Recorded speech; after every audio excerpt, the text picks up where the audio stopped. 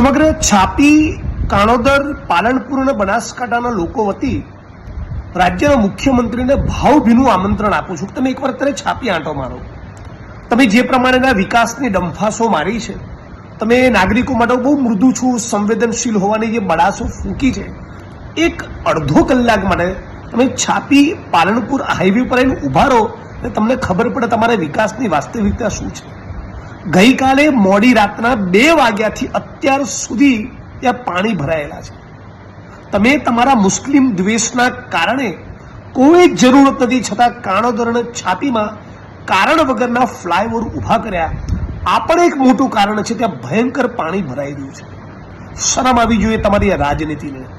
આજે ત્યાં આગળ મહેસાણા બાજુથી, અમદાવાદ મહેસાણાથી વડગામ પાલનપુર છાપી આવી રહેલા અને છેક નડાબેટથી અમદાવાદ મહેસાણા તરફ જઈ રહેલા નાગરિકો હજારોની સંખ્યામાં જે પરેશાન થયા છે, એનો રાજ્યની સરકારનો કોઈ અંદાજ છે?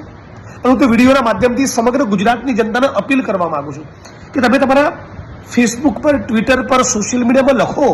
આખા ગુજરાતને ખબર પાડવી જોઈએ કે ગુજરાતના માર્ગ અને મકાન મંત્રી કોણ છે. ગુજરાતના મુખ્યમંત્રી ભૂપેન્દ્રભાઈ પટેલ એ પોતે ગુજરાતના માર્ગ અને મકાન મંત્રી છે.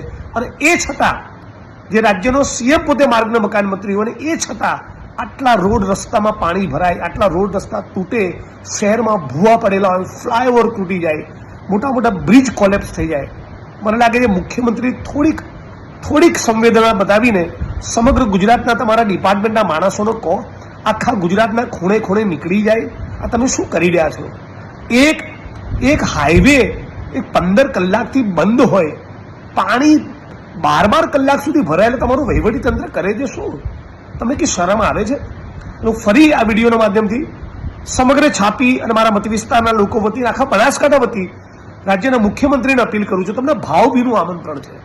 આ ભીના માહોલમાં, વરસાદના માહોલમાં એક અડધો કલાક તો છાપી આંટો મારો, તમને ખબર પડે.